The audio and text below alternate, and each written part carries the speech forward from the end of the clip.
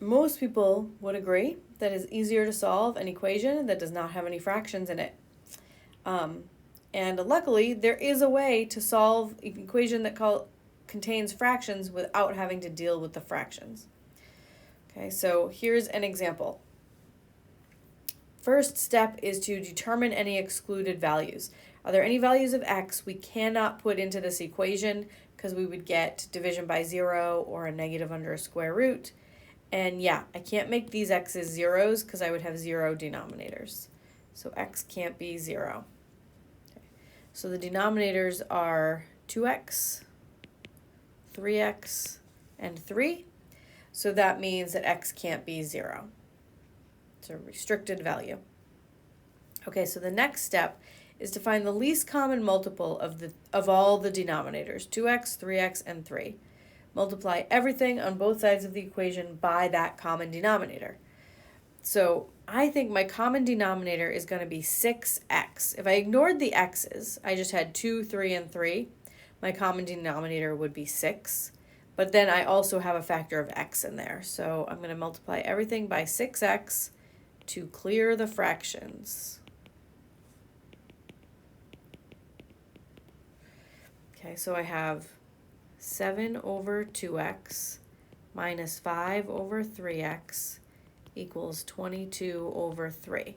And I'm going to multiply both sides of this equation by 6x. And you can put this over 1 if that's helpful to you for visualizing.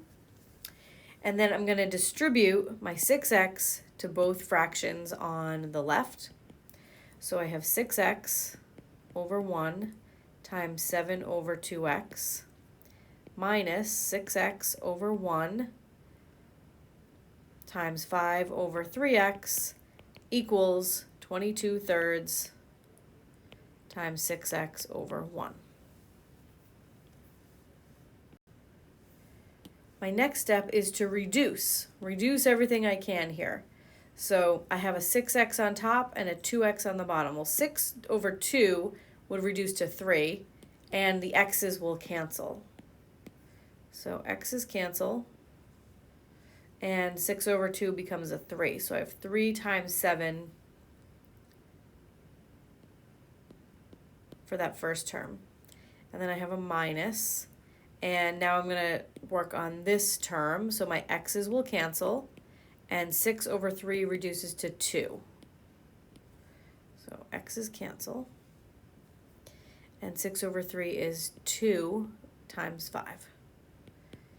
And then on the other side of the equation, I have my 6 over 3, that's going to reduce to 2. I don't have an x on the bottom, so I have to keep this x. So it's going to be 22 times 2.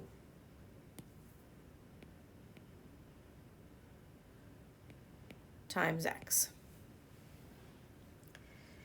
Okay, so 3 times 7 is, now we just solve the remaining equation for x. 3 times 7 is 21 minus 10 equals 44x. So 11 equals 44x. Divide both sides by 44 and we get x equals 11 over 44 or 1/4. Okay. We make sure that this was not one of our excluded values. So I didn't get 0 for an answer, so this is definitely possible. And then we should check the solution, right? I should take this x value and put it in for the x's in here and make sure this equation is true. So I have 7 over 2 times 1/4 minus 5 over 3 times 1/4. Does that equal 22 over 3? So 2 times a fourth is a half. 7 divided by a half is the same thing as 7 times 2, which is 14. And then 3 times a fourth is 3/4. 5 divided by 3/4 is the same thing as 5 times 4/3, or 20 thirds.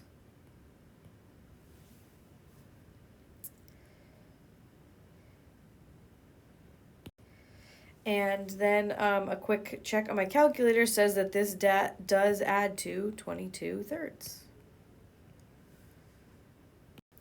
All right, let's go through this process a second time. First, we want to factor all denominators so that we can find excluded values of x. So this is going to be 1 over x plus 1 over x times x minus 1 equals 5. So I can't put in a 0 for x. I also can't put in a 1 for x, or I'd get a 0 in the denominator. Okay, so now I want to find the least common multiple. Think of that as 5 over 1. And it's just going to be x times x minus 1. You take it's the smallest number of copies you can of each denominator to make a common denominator.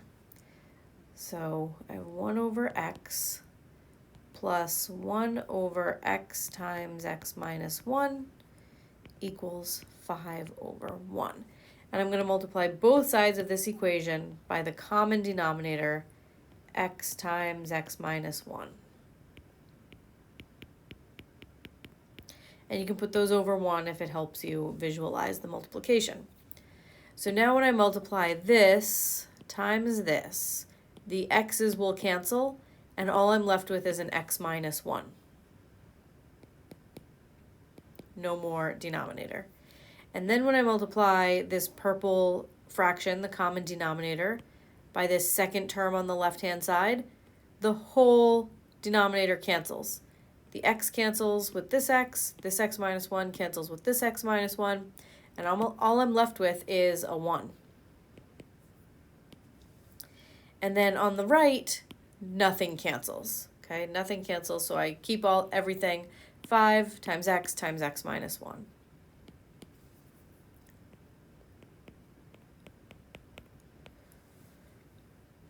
Solve the remaining equation for x. So I'm going to distribute my 5x. So I have 5x squared minus 5x equals x, because that minus 1 and plus 1 cancel. And then move the x over. So I have 5x squared minus x minus 6x equals 0.